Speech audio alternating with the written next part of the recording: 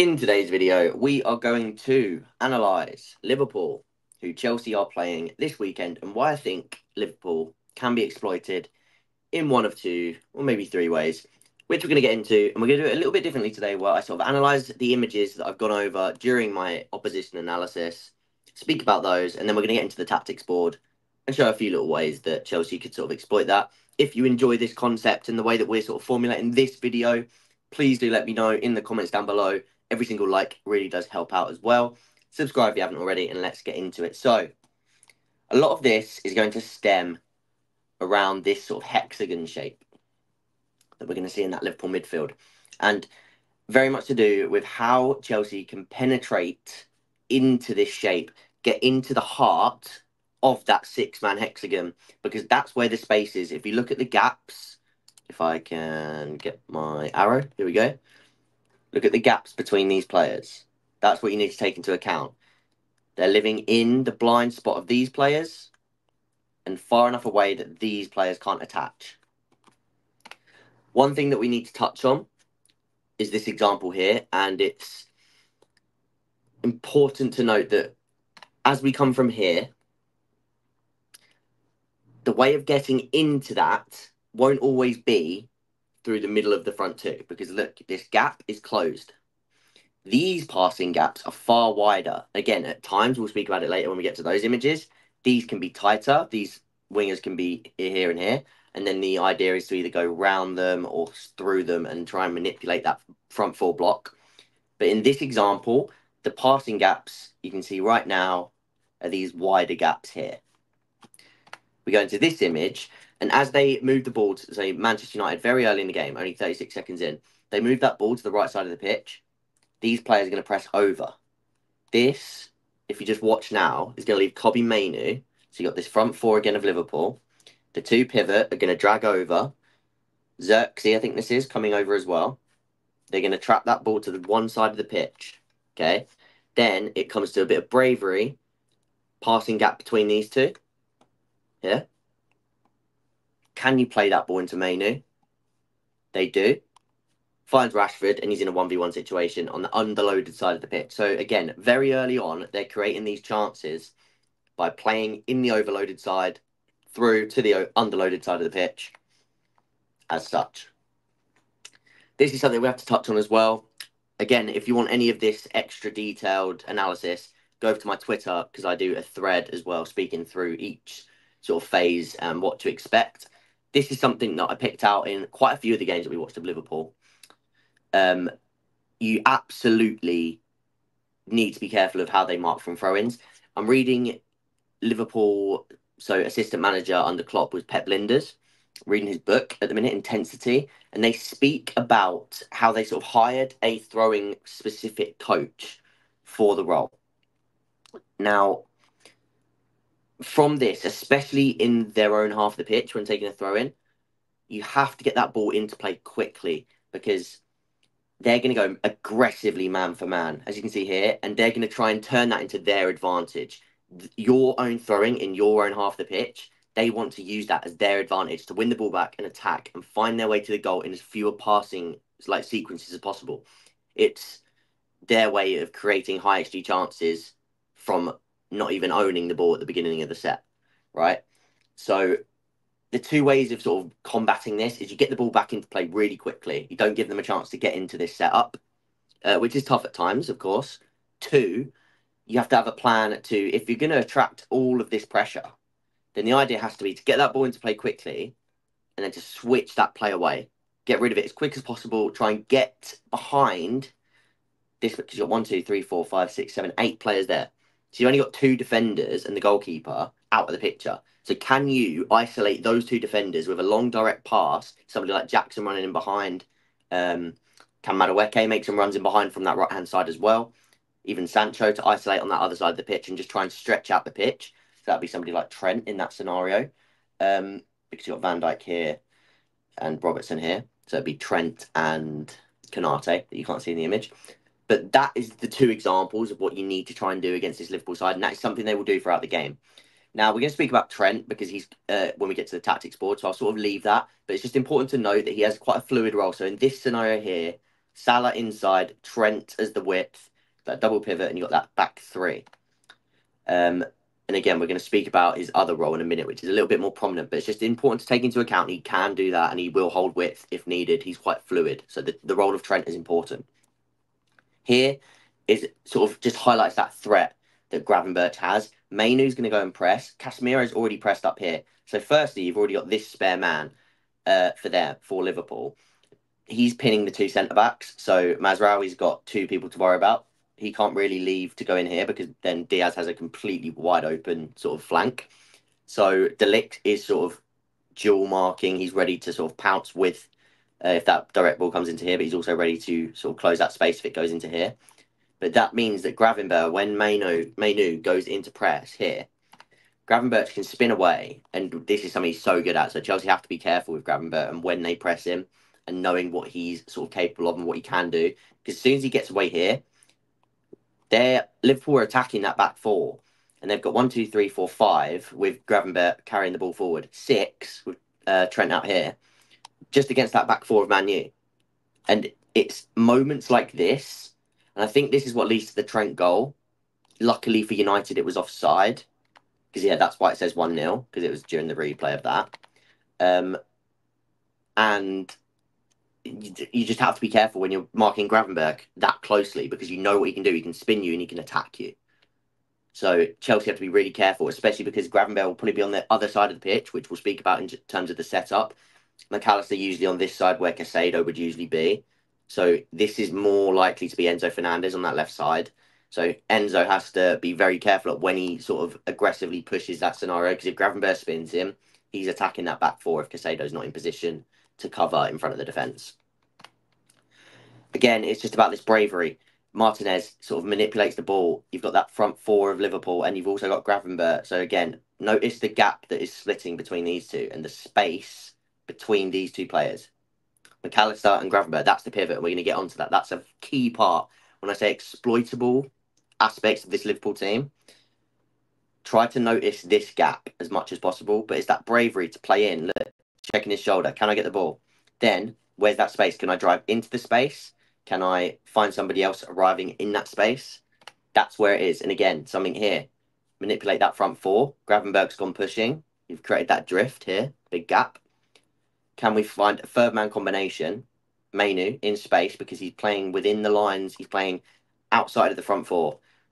McAllister can't really press him here, because if he does, there is so much space between the front six and the back four. So McAllister's trying to hold that area of the pitch. And what you'll obviously often find with Liverpool is because of that, McAllister will sit a little bit deeper, and Gravenberch has that little bit more license during out of possession phases to roam and try and win the ball, which will almost leave sometimes quite a big gap between this front five and then McAllister in the back four, if you sort of draw a line around here. So that's another important thing to mention. And this is the other thing that we need to speak about, that Trent position. And we're going to speak about that more on the tactics board. But this is where you'll find Trent more likely. So again, you have that three, you have this pivot, but again, this is Diaz at this point, because there's been a few rotations. Szoboszlai's out here, McAllister's in here. But you'll usually find that front for that back three, Robertson slightly deeper, more reserved. Trent, he's pushed up, but he's slightly inverted in this scenario. And again, he'll find himself here, and this is a dangerous position for Trent to be in. And this is highlighted for me because these two players are likely to be Sancho and Enzo, if you're going off of recent teams that have played. By the way, I just want to point out, because I've just seen something come through on my phone, I'm doing this a few hours before the press conferences, so I don't know who's going to be playing. So if there's team news, don't take that into account within this video that I'm analysing. Of course, you can use that context once you have it to sort of plug it into what I'm telling you here.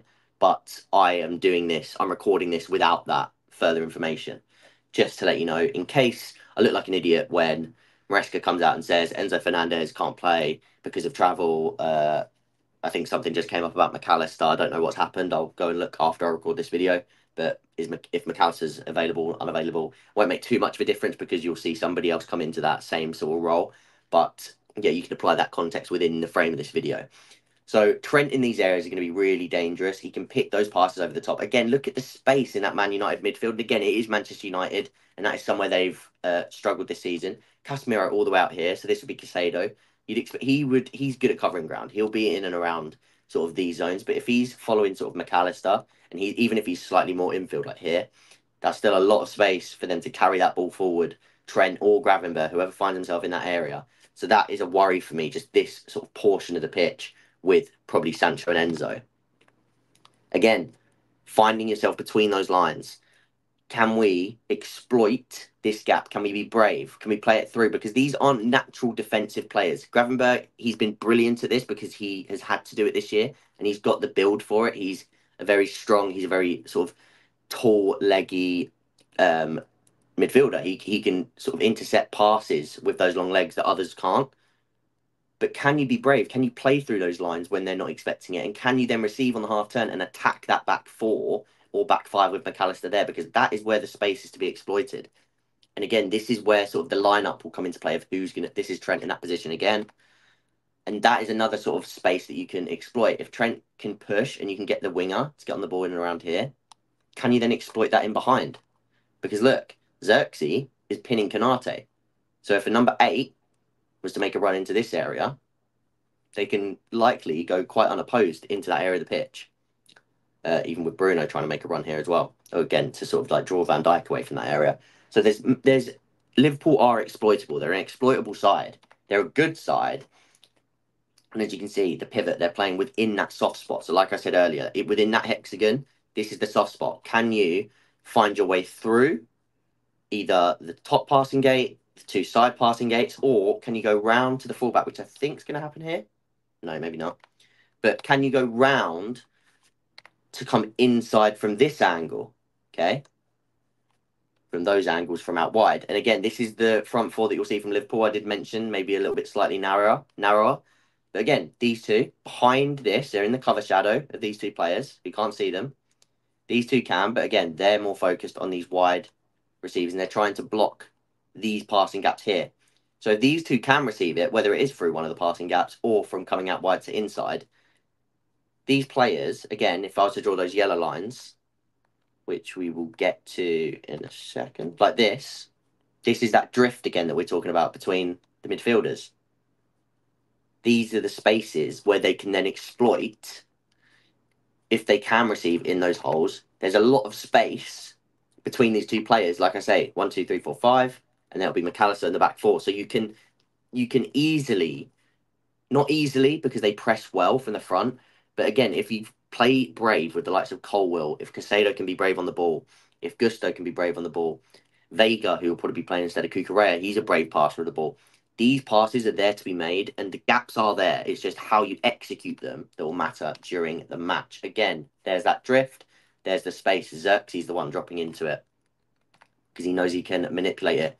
Here's that front 4 again, very narrow, very high, especially from goal kicks, with the centre-back splitting with the goalkeeper. Pivot in here. This is a perfect one. I really like this one because you got the front 4 and you've manipulated it so that this man is pressing. It almost looks more like a sort of 3-1 in that sense because you've got the striker pressing. Again, look at where Mainu is picking up. You've got the 2 yellow lines sort of showing the drift between the 2 players, the deeper players, and then these white lines showing the sort of 4 and 2 in that pressing structure. If you can find that ball into Mainu, which they do, literally straight through this passing gap, very easy pass to make, really. Again, neither of these players are in good enough sort of proximity to put pressure on Mainu. He can turn really easily. And then look, it happens again. Big drifts between the back 4 and the 2. Again, relatively easy passing gap, depending which way he moves to receive the ball. And from that, they end up developing a chance. I think I clicked on it wrong there.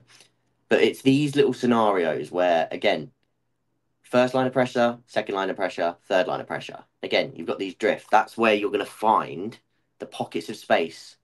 Can we find our way in? This time, again, they're doing really well, Liverpool. They are good at this in their front 4. So, again, it takes bravery and it takes creation and not like IQ of someone like Colwill. He'll know if he can sort of play a disguised pass through or if he can mix it up and go wide and we can enter from this angle or if we can carry on the outside of a block. That would have been good for Fofana to be on the outside of the right side to sort of carry it forward and add that unpredictability to the lineup. But, and I think this is the last image here, and I'll just leave it on that while I sort of wrap this up, is with those gaps and the players that Chelsea have, especially someone like Enzo, who is really fluid in his movement on that left side, he can get on the ball and he can affect the game, especially with Madueke stretching on the right, Sancho stretching on the left. The personnel in this game, it could be more optimal. There's a lot of changes you could make that would help in one aspect, but then maybe not in the other. So Enzo would be really good for receiving in these pockets. But then one of the things we spoke about earlier is if you can drag Trent into sort of pushing out here, then the space becomes in this pocket here. That's not Enzo's game to be running in behind. So in that scenario, maybe you'd prefer a Felix or even a Dewsbury Hall because that's what he's really good at. I'm not saying Dewsbury Hall should start, but that's something that he's good at in terms of running, making those inseam runs from the left attacking midfield area. So different qualities would be needed, but it's about which can you maximize most. And I do believe that the absolute most optimal thing, and if you've watched all the way to the end of the video, the main thing for me is exploiting these drifts between the front four and the middle two, because I think that you can really pull them apart against Liverpool. So I think Enzo, as much as I'm worried about Trent, and we're going to get into the really quickly into the tactics board side of things for like a little 5 minute section on there before we end the video. But I think Enzo is important in this game, as much as I think Lavia could potentially start for defensive purposes, which I wouldn't be against because I am worried about Trent and how he can sort of exploit that side of the pitch. I do think Enzo would be very useful for exploiting these drifts between the lines. So let's get into the tactics board section of the video. Let's get into the tactics side of the video on the tactics board. As you can see, I've sort of got like what might happen as the lineup. Again, we've got that pressing structure. Let me just get the pen. Sort of just show that hexagon again. Very poor drawing. But this allows Chelsea to set up in sort of that similar way in possession with one inverting. So I think it could be Vega inverting with Gusto right centre back. Could be different. Could be tossing right centre back, Cole central centre back, Vega left centre back, and Gusto still inverting. But again, I think that and actually that could make more sense because I think Vega's a better passer of the ball in that back line, which is something important as we spoke about in terms of finding those passes through these passing gates. But again, it's these positions here in terms of can one of them receive the ball in space? Palmer, can he drag one away? Which he probably can. So again, if this is McAllister, he's going to drag that man away. Enzo, he's going to drag this man away. And again, if he follows him, then you create this drift in here. Oh, here. If he doesn't follow him, he can receive the ball and he's the +1 and he can receive on the outside of the block, the inside of the block. Again, Palmer can do this on the other side too, but that could be very effective for Enzo to do in this game. And again, if he does create that drift, this is where Jackson can arrive, much like Xerxes was doing. And again, if these then players start to pull out, Palmer can run into this gap, Madueke can stretch play, Sancho can stretch play. So there's so many options with this lineup and how we explain that Liverpool may press the game and sort of how they may approach it. Jackson is really important in this one for me. So I think everybody that sort of thinks Nkunku should start due to form. Nkunku's been brilliant, sure. And I really like Nkunku, but Jackson is so key in this game. There's so many aspects of sort of why you need him because you need him to do both dropping in, but also spinning in behind and stretching and sort of pinning this back to at times. Again, Palmer, massively important, he always is, but again, with that sort of McAllister role in there. Sancho, really important, and it will mainly be, as we said earlier, when Trent finds himself in this area of the pitch here. So let's just pretend.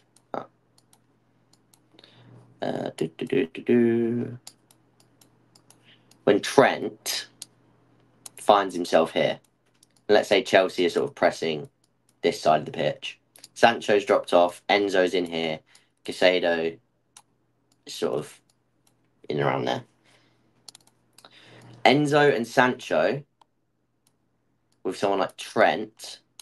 I think Trent is going to really make it tough for them and play in between their roles so that neither of them really know which one has to pick him up. Again, if Enzo pushes over to here, Trent can sort of come into this zone, and Sancho has to follow him.